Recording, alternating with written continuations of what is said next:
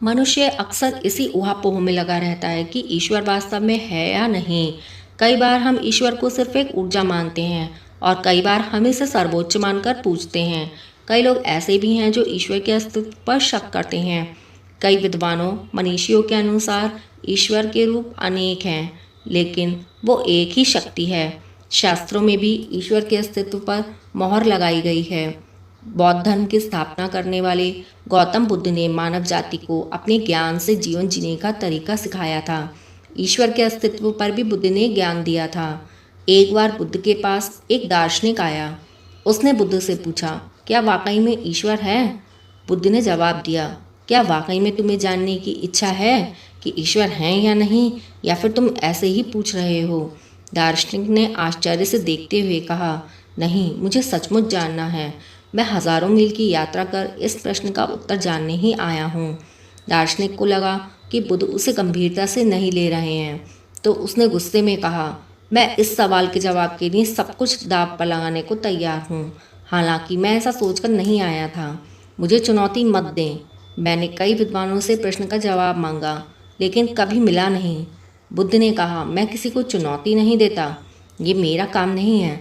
अगर तुम्हें अपना उत्तर चाहिए तो 2 वर्षों के लिए चुपचाप मेरे पास बैठो। इन 2 सालों में तुम्हें कुछ नहीं बोलना होगा, कोई प्रश्न नहीं करना। यदि किसी तरीके की जिज्ञासा भी हो तो उसका उत्तर नहीं मांगना। जब तुम 2 साल का मौन रखे हुए हो जाएं, तो उसके बाद मैं तुमसे पूछूंगा।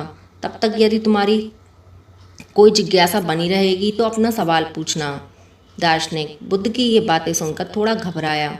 उसे लगा जान देना तो आसान है, लेकिन 2 साल तक मौन बैठना मुश्किल है।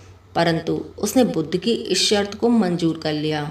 उसने जैसे ही बुद्ध की इस शर्त को मंजूर किया, पास ही दूसरे पक्ष पर बैठा एक साधु जोर जोर से हंसने लगा। दार्शनिक ने फौरन पूछा, तुम क्यों हंस रहे हो? साधु ने कहा, जैसे तू आज फंसा है वैसे ही मैं भी फंस चुका हूँ। मैं भी कुछ पूछने आया, लेकिन इन्होंने कहा 2 साल चुप रहो, फिर जो पूछना हो पूछ लेना। लेकिन 2 साल बाद मेरे पास पूछने को कुछ बचा ही नहीं। इसीलिए तुझे चेतावनी दे रहा हूँ, जो कुछ पूछना है अभी पूछ ले। बुद्ध ने इन दोनों की बातें सुनकर कहा, देखो, मैं 2 साल बाद भी अपने वादे पर रहूँगा। तुम जो पूछोगे मैं उसका उत्तर दूंगा। अगर नहीं पूछोगे तब भी मैं तुम्हें याद दिलाऊंगा। कुछ पूछना है तुम्हें? देखते देखते 2 साल बीत गए। समय गुजरने के बाद बुद्ध ने कहा, दार्शनिक उठ, तुझे जो पूछना है पूछ ले।